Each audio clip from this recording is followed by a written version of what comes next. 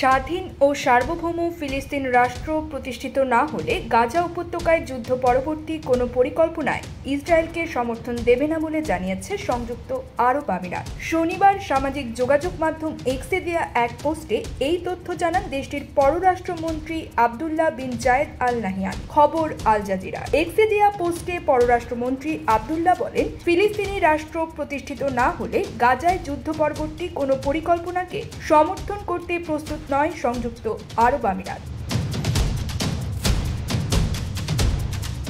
গত মে মাসে অনলাইনে গাজা নিয়ে যুদ্ধ পরবর্তী একটি পরিকল্পনা প্রকাশ করেন ইসরায়েলের প্রধানমন্ত্রী বেনিয়ামিন নেতানিয়াহু। সেখানে তিনি দাবি করেন, এই পরিকল্পনা বাস্তবায়িত হলে ফিলিস্তিনিরা অতুলনীয় সমৃদ্ধি উপভোগ করবে।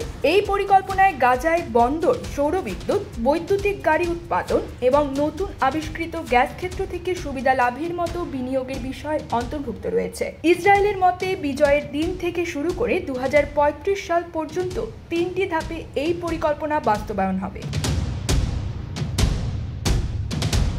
পরিকল্পনার আওতায় ইসরায়েলি দখলের অধীনে ফিলিস্তিনিরা এই প্রকল্প পরিচালনা করবে। আরব রাষ্ট্রগুলোর একটি জোট এই বিষয়টি তত্ত্বাবধান করবে, যেখানে আরব আমিরাত, সৌদি আরব, মিশর, বাহরাইন, জর্দান এবং মরক্কো শরিক থাকবে।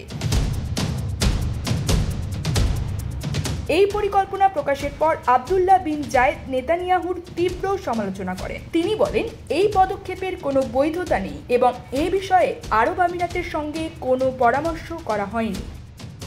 News desk, UKBD time.